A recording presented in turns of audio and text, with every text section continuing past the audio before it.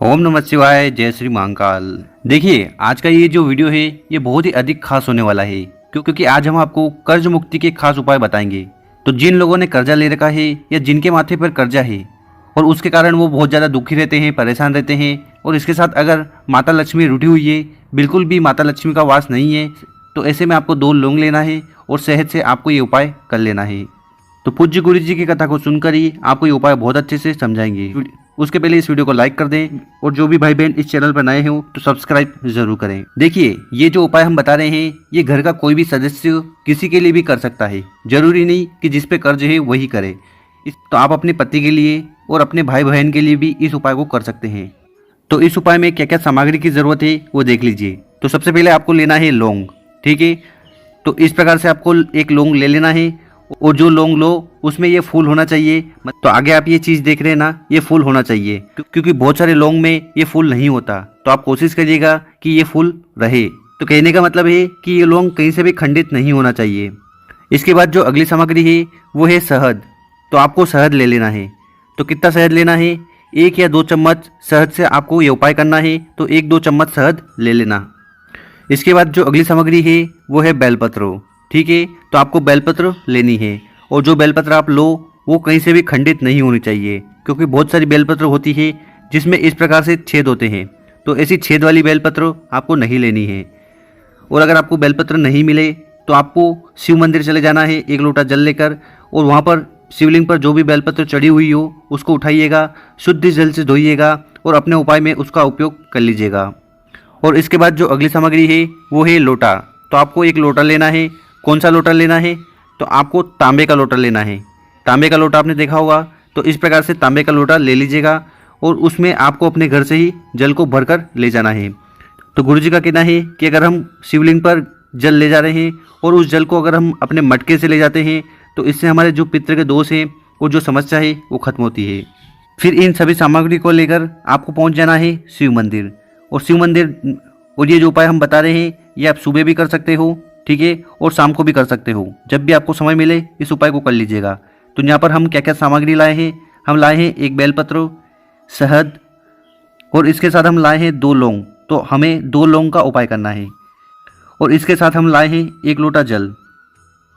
तो इन सामग्री से हमें उपाय करना है। तो सबसे पहले क्या करिएगा, आपको दक्षिण दिशा में बैठ जाना है और आपका जो चेहरा होगा, जो फेस होगा, वो उत्तर दिशा की ओर होना चाहिए। इसके बाद क्या करना है कि जो आप एक बेलपत्र लाए हैं उससे हमें उपाय करना है। तो इस बेलपत्र को आपको उठाना है और शिवलिंग के ऊपर समर्पित कर देना है, श्री शिवाय नमस्तुभ्यम का स्मरण करते हुए। और शिवलिंग पर बेलपत्र समर्पित करते समय एक चीज़ का ध्यान रखिएगा कि इस बेलपत्र का जो डंडी है वो जलाधारी की तरफ होनी चाहिए और जो बड़ी पत्ती है वो आपकी तरफ होनी चाहिए।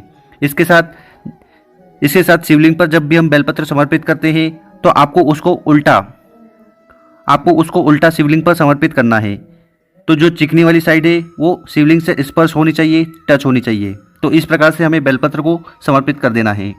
इसके बाद आप जो 2 लौंग लाए हैं उससे आपको उपाय करना है। तो इन दोनों लौंग को आपको उठा लेना है और जो आप अपने इस घर से शहद लाए हो उस शहद में इन दोनों लौंग को आपको पटक देना है, डाल देना है। तो जब आप शहद के पात्र में इन लौंग को डालोगे तो वो दोनों भीग जाएंगे, ठीक है। उन पर अच्छी तरह से शहद का लेपन हो जाएगा, मतलब कि वो चारों तरफ से शहद से भीग जाएंगे। इसके बाद क्या करना है कि उस लौंग को आपको उठाना है और उसको उठाकर आपको शिवलिंग के ऊपर समर्पित कर देना है, रणमुक्तेश्वर महादेव का स्मरण करके हुए। तो नाम याद रखिएगा, रणमुक्तेश्वर महादेव। और इसके बाद क्या करिएगा कि जो जल का पात्र आपके पास है जिसमें आप अपने घर से जल लाए थे उस जल के पात्र को उठाना है और उसको भी शिवलिंग के ऊपर समर्पित कर देना है, श्री शिवाय नमस्तुभ्यम का स्मरण करते हुए।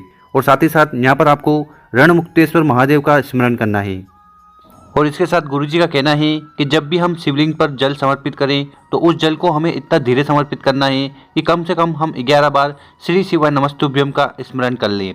तो जल की धारा बहुत ही ज़्यादा पतली होनी चाहिए। और जब आप जल समर्पित कर दें उसके बाद आपको वहाँ पर बैठकर प्रार्थना करनी है कि हमारे जीवन में जो अंधकार है, जो कर्ज की समस्या है, उसे जल्दी से जल्दी खत्म करें। तो ऐसी कामना, ऐसी प्रार्थना आपको रणमुक्तेश्वर महादेव जी से कह लेनी है। अब जानते हैं गुरुजी का बताया हुआ दूसरा उपाय। दोस्तों, ये उपाय भी कर्ज मुक्ति के लिए बहुत ही खास और विशेष है। देखिए, इस उपाय के लिए हमें क्या क्या सामग्री की ज़रूरत है। तो यहाँ पर आपको फिर से लेना है लौंग। तो आप लौंग ले लीजिएगा। और कितने की ज़रूरत है, तो यहाँ पर हमें 2 लौंग की ज़रूरत है। 2 लौंग ले लीजिएगा। और यहाँ पर ध्यान रखिएगा, जो लौंग लो ये कहीं से खंडित नहीं होना चाहिए, इसमें फूल भी होना चाहिए। इस चीज़ का आपको विशेष ध्यान रखना है। इसके साथ जो अगली सामग्री है वो है एक लोटा। तो आपको एक लोटा ले लेना है और ये लोटा आप तांबे का लीजिएगा, क्योंकि तांबे का लोटा लेकर अगर हम उसका जल, क्योंकि हम तांबे का लोटा लेते हैं और उसको समर्पित करते हैं तो इससे हमारा जो कर्ज है वो समाप्त होता है। तो इस तांबे के लोटे को लेकर आपको इसमें अपने घर से जल को भर लेना है। अब इन दोनों सामग्री को लेकर आपको पहुंच जाना है वट वृक्ष के नीचे। वट वृक्ष मतलब बरगद का जो पेड़ होता है, आपके घर के आसपास जहाँ पर भी बरगद का पेड़ है वहाँ पर इन दोनों सामग्री को लेकर आपको पहुँच जाना है। क्या क्या सामग्री है, 1 लोटा जल, ठीक है, और 2 लौंग। इन दोनों सामग्री को लेकर आपको वट वृक्ष के नीचे जाना है। और जो बरगद की जो इस तरह से जड़ें लटकी हुई होती है, इसको हमारे शास्त्र में देव वृक्ष का नाम दिया है। तो एक बार बरगद के पेड़ के नीचे पहुंचने के बाद क्या करिएगा कि जो 2 लौंग आप अपने साथ लाए हो उन दोनों लौंग को उठाना है और जो जल का पात्र है जिसमें आप अपने घर से जल लाए हो उसमें उन दोनों लौंग को समर्पित कर देना है, पटक देना है या गिरा देना है। और लौंग को उस जल के पात्र में डालने के बाद क्या करिएगा कि इस जल के पात्र को आपको उठाना है और वट वृक्ष के जड़ में उस जल को समर्पित कर देना है। और यहाँ पर आपको एक नाम का स्मरण करना है। नाम है वटकेश्वर महादेव। तो वटकेश्वर महादेव का नाम लेकर आपको ये जल बरगद के पेड़ में समर्पित करना है। देखिए ये जो उपाय है ये बहुत ही चमत्कारिक है और इससे लोगों को लाभ भी मिला है। तो आपको अपनी पूरी श्रद्धा और मन से इस उपाय को करना चाहिए। और कई कई जगह पर आपने देखा होगा कि बरगद के पेड़ में शिवलिंग की स्थापना होती है। तो ऐसे में आपको उस जल के लोटे को शिवलिंग के ऊपर ही समर्पित कर देना है वटकेश्वर महादेव का स्मरण करते हुए। तो इस प्रकार से आपको ये उपाय करना है। तो ये उपाय बहुत ही ज़्यादा प्रभावशाली है। देखिए इस उपाय को आपको सूर्यास्त के पहले ही कर लेना है। जब सूर्य डूबने लगे उसके पहले इस उपाय को आप कर लीजिएगा। और आप चाहते हो कि सूर्य डूबने के बाद इस उपाय को करना है तो उस समय आपको क्या करना है, आपको एक लौंग लेनी है, ठीक है, एक जल का पात्र लेना है और इसके साथ आपको एक दीपक लेना है और दीपक में आपको घी भर लेना है और यहाँ पर आपको गोल बाती लेनी है। तो यहाँ पर हमें दीपक लेना है, दीपक में हमें घी डालना है और गोल बाती ले लेनी है। इसको लेकर आपको सूर्यास्त के बाद बरगद के पेड़ के नीचे चले जाना है। और वहाँ पर पहुँचने के बाद क्या करिएगा कि जो दिया आप अपने साथ लाए हो उसको प्रज्वलित कर दीजिएगा, जला दीजिएगा। उसके बाद जो लौंग का पानी है उसको आपको समर्पित कर देना है। तो दोनों में से जो उपाय आपको अच्छा लगे वो कर लीजिएगा। और ये लौंग का पानी समर्पित करने के बाद आपको वहाँ पर हाथ जोड़कर प्रार्थना कर लेनी है वटकेश्वर महादेव जी से कि ये जो कर्ज की समस्या है ये जल्दी से जल्दी खत्म करें और हमारे जीवन में सुख शांति बनी रहे।